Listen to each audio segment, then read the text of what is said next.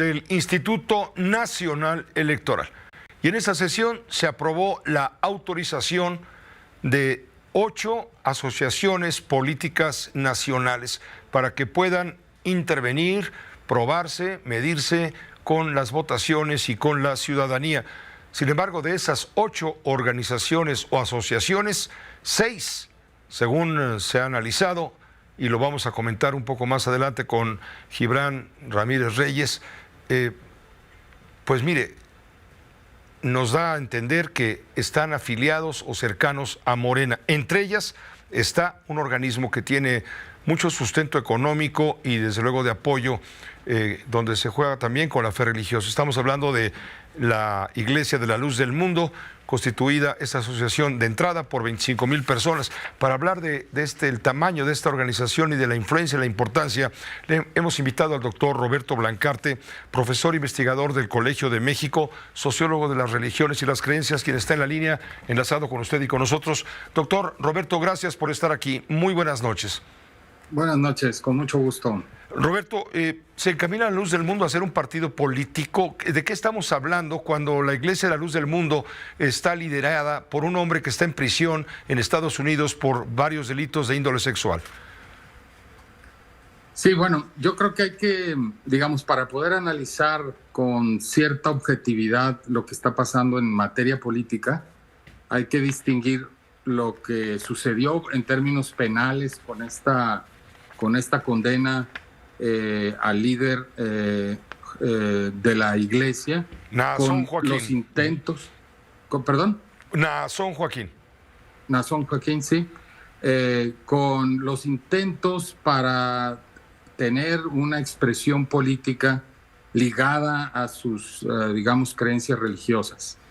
Lo que hay que saber aquí es que durante muchas décadas, esta fue una iglesia que se originó a finales de los años 20 y se instaló después de un cierto tiempo en Guadalajara, en los márgenes de Guadalajara, en lo que era una zona deshabitada y fue habitada, digamos, fue colonizada prácticamente por un grupo de evangélicos que siguieron precisamente al abuelo de Naasón Joaquín, Aarón Joaquín. Durante esa época se les acusó, digamos, entrecomillado, se les acusó de ser defensores del priismo, porque estando en esta zona tan católica, ellos se refugiaron de alguna manera con el Estado mexicano, que defendía un poco la idea del Estado laico frente a la preeminencia de la Iglesia Católica, sobre todo en esa zona, con las afinidades que tenía con el PAN. Y eso duró, digamos, hasta que el PRI siguió siendo un partido dominante en la región. Después, y déjame decirte que yo fui incluso testigo, porque yo estuve en muchas de sus ceremonias ahí que me invitaban como especialista.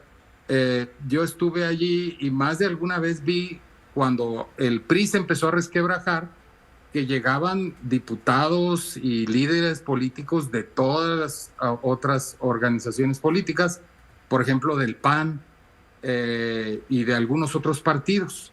¿Por qué? Porque esa zona empezó a ser, digamos, de alguna manera codiciada por los políticos que requerían o que buscaban votos de cualquier lado. Y la iglesia entonces lo que empezó a hacer es, empezó a buscar apoyos, así como se había, digamos, cobijado bajo el PRI durante muchas décadas. En el momento que el PRI empieza a perder la hegemonía, se empiezan a cobijar en todos los partidos posibles que les den de alguna manera, que les hagan un poco de caso o que les abran espacios de participación política. Y entonces lo que hemos visto, que es un proceso no único de la Luz del Mundo, debo decir, sino que es un proceso extendido ya a muchas iglesias evangélicas y por supuesto la católica antes, no con sacerdotes, pero sí con laicos, digamos, sí con feligreses seglares católicos, empezaron a buscar espacios en todos los partidos. Y yo empecé a ver algo que se vio mucho antes en América del Sur, con otras iglesias muy conocidas, como por ejemplo el caso en Brasil de la Iglesia Universal del Reino de Dios, que aquí conocemos mucho por Pare de Sufrir. Ese modelo lo empezaron a implementar en lugares como Brasil y en muchos lugares de América del Sur, esta lógica de vamos a entrar a la política directo y a tener diputados evangélicos, etcétera. La legislación mexicana es mucho más restrictiva al respecto y entonces eso costó más trabajo aquí. Sin embargo, hay que decir que muchos políticos de todos los partidos y por supuesto de Morena empezaron a abrir las puertas con mucha facilidad a los líderes evangélicos y a los líderes de todas las confesiones religiosas que quisieran tener alguna presencia política directa, porque indirectamente la habían tenido muchos. Entonces, lo que estamos viendo ahora es un fenómeno que está de alguna manera siguiendo ese modelo.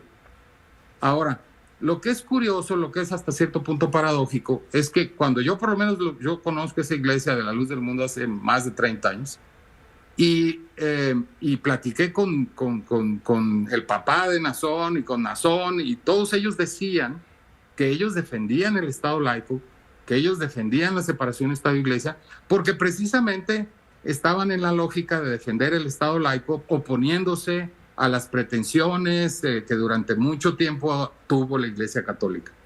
Y ahora un poco la paradoja es que la Iglesia Católica se ha de alguna manera marginado y abandonado un poco el campo de la política, y son los grupos evangélicos los que están entrando ya directamente. Ese es, yo creo, el contexto de lo que estamos viendo ahora. Y por supuesto, sí. Sí. Es que sí, llama la atención que en esta sesión del Instituto Electoral, Nacional Electoral, se le está dando la entrada a este importante partido con estos fines que tú de alguna manera nos has dibujado en el contexto. Es un partido que tiene mucho arraigo, utilizando la fe, claro, como una moneda política de mucho valor, pero está siendo auspiciado. Esta iniciativa fue auspiciada por los representantes de Morena, es decir, se está forjando una asociación política que va a participar con filiación a Morena, o vinculada con Morena, como las otras 6. Son 8 en total, pero 6 están vinculadas. Y le van a llevar, como dijo el presidente, humanismo, ¿no? Sí, yo creo que, a ver, el presidente de la República, en primer lugar, que se manifiesta como cristiano y que ha abierto las puertas del Palacio Nacional a los grupos evangélicos, ciertamente ha facilitado las cosas. Y yo creo que obviamente es un grave error. Pero al mismo tiempo hay que decir que estas iglesias se incrustan en los partidos que les abran las puertas, cualquiera que sea. Y yo conozco algunos de ellos que pasaron de tener, digamos, invitaciones del partido del PRI, incluso hasta del PAN, del Partido Verde, y por supuesto después de Morena. Pero si por algo mañana Morena se desmorona, o se desmorena, lo que va a suceder es que estos grupos de las iglesias evangélicas que tienen pretensiones digamos, de posicionarse directamente en la escena política, se van a ir a los partidos que les abran las puertas. Eso hay que como tenerlo claro. Por supuesto, en este momento Morena aparece como el principal responsable, pero hay que decir que prácticamente todos los partidos políticos han sido responsables en esta nueva era de disolución de la laicidad del Estado, y les han abierto las puertas sin pensar en las repercusiones que todo esto tiene, ¿no? Roberto, te agradecemos mucho, doctor, como siempre, tu disposición para ayudarnos a entender el contexto apropiado. Con mucho gusto, aunque sea día del trabajo. Pues sí, se aprecia doble. Claro que sí, por supuesto. Hasta pronto. Un gusto, como siempre. Igualmente, el doctor Roberto Blancarte, él es especialista en temas de religión, sociólogo de las religiones, es catedrático del Colegio de México. Vamos a una